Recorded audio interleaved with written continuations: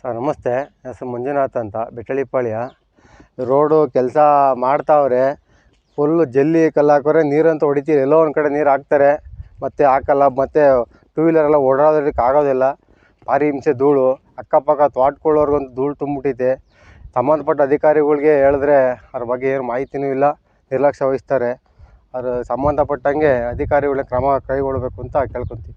Sir, ರಸ್ತೆ ಕಾಮಗಾರಿ ಅಂದರೆ ನಾವು ಬಾಳೆ ಗಿಡ ಬೆಳ್ಕೊಂಡು ಈಗೆಲ್ಲ ಫುಲ್ಲು ಅರ್ಧ ತೋಟ ಪೂರ್ತಿ ಎಲ್ಲ ಡೆಸ್ಟ್ ತುಂಬಿದೆ ಸರ್. ನಾವು ಹೇಳ್ದು ಇಂಜಿನಿಯರ್ಗೂ ಸಹ ಫೋನ್ ಮಾಡೋಕ್ಕೆ ಇಲ್ಲ, ನೀರು ಹಾಕ್ತಾವ್ರೆ ಅಂದರು. 15 ದಿವಸ ಆಗದೆ. ಬೆಳಗ್ಗೆ ನಾವು ಲೇಬರ್ ಕರ್ಕೊಂಬಂದು 8 ಜನ ಲೇಬರ್ ಕರ್ಕೊಂಬಂದು ವಾಪಸ್ ಹೋಗಿದ್ದಾರೆ, ಧೂಳು ಅಂತ ಹೇಳ್ಬಿಟ್ಟು.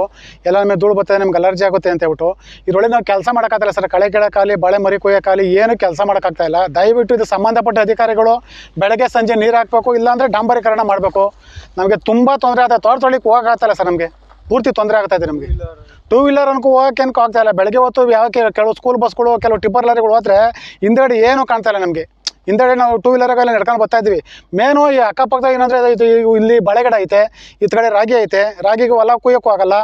ಇತ್ತ ಕಡೆ ಬಾಳೆಗಿಡದ ನಾವು ಕೆಲಸನ ಮಾಡೋಕ್ಕಲ್ಲ. ಕಡೆ ರಾಗಿ ಹೊಲ ಈ ಬಂದಿದೆ, ರಾಗಿ ಅಲ್ಲೇ ಕಟಾವಿ ಬಂದಿದೆ. ಅದು ಕುಯ್ಯಬೇಕು ಅಂದರೆ ಫುಲ್ಲು ಧೂಳು. ಇಲ್ಲ ಮಿಷಿನಾಗ ಕುಯ್ಸ್ಬೇಕು. ಇಲ್ಲಿ ಆಳುಗಳು ಯಾರು ಬರ್ತಾರೆ, ಆಳುಗಳಿಗೆ ಹೋದ್ರೆ ಎಲ್ಲ ಧೂಳು ಅಂತಾರೆ ಸರ್. ಇದು ಸಂಬಂಧಪಟ್ಟ ಅಧಿಕಾರಿಗಳು ಸೂಕ್ತ ಕ್ರಮ ತಗೋಬೇಕು ಅಂತ ಹೇಳ್ಬಿಟ್ಟು ನಾವು ಕೇಳ್ಕೊಳ್ತೀವಿ ಅಷ್ಟೇ ಸರ್. ಕಾಮಗಾರಿ ಸ್ಟಾರ್ಟ್ ಆಗಿ ಅಲ್ಲೇ ಒಂದು 2-3 ತಿಂಗಳಾಗಿದೆ ಸರ್. ಅಲ್ಲೇ ಈ ಕೆಲಸ ನಿಲ್ಲಿಸಿ ನೀನು ಸ್ಟಾಪ್ ಮಾಡಲಿ, ಜಲ್ದಿ ಹಾಕಿ ಸ್ಟಾಪ್ ಮಾಡಲಿ. ನೀನು 15-20 ದಿವಸ ಬಂತು ನೀರು ಹಾಕಿ 12-13 ದಿವಸ ಆಗ ಸರ್. ಇಲ್ಲಿಗೆ ಅಲ್ಲಿ ನೀರು ಹಾಕಿ ಎಲ್ಲ ಒಂದು ಬಿಡ್ತಾರೆ, ಹೋಗ್ತಾರೆ. ಇಲ್ಲಿ ಅವ್ರು ಹೇಳ್ದವ ಇಲ್ಲಿ ಟ್ಯಾಂಕರ್ನವರು ಬಿಟ್ಬಿಟ್ಟು ಹೋಗ್ತಾರೆ. ಮೇನ್ ನಾವು ಇಲ್ಲಿ ತೋಟ ತೊಳಿಕ್ಕೆ ಹೋಗಲ್ಲ ಸರ್. ಮೇನ್ ತೋಟ ತೊಳೆದು ನಾವು ಕೆಲಸ ಮಾಡೋಕ್ಕಾಗ್ತಾ ಇಲ್ಲ. ಇಲ್ಲಿ ತುಂಬ ತೊಂದರೆ ಸರ್. ಕೊನೆಯದಾಗಿ ನಾವೇನು ಹೇಳೋಕೆ, ಅಧಿಕಾರಿಗಳು ಸೂಕ್ತ ಕ್ರಮ ತಂದು ಆದಷ್ಟು ಬೇಗ ಮಾಡಬೇಕು. ಆಮೇಲೆ ನಮ್ಮ ನೆಚ್ಚಿನ ಶಾಸಕರು, ಜನಪ್ರಿಯ ಶಾಸಕರು, ಅವರು ಸಹ ಇದಕ್ಕೆ ಹೆಚ್ಚಿನಂತೂ ಗಮನ ಕೊಟ್ಟು ಇದಕ್ಕೆ ನಾವು ಸೂಕ್ತ ಪರಿಹಾರ ಮಾಡಬೇಕು ಸರ್. ಅಷ್ಟೇ, ನಾವು ಇನ್ನೇನು ಕೇಳ್ಕೊಳ್ಳಲ್ಲ.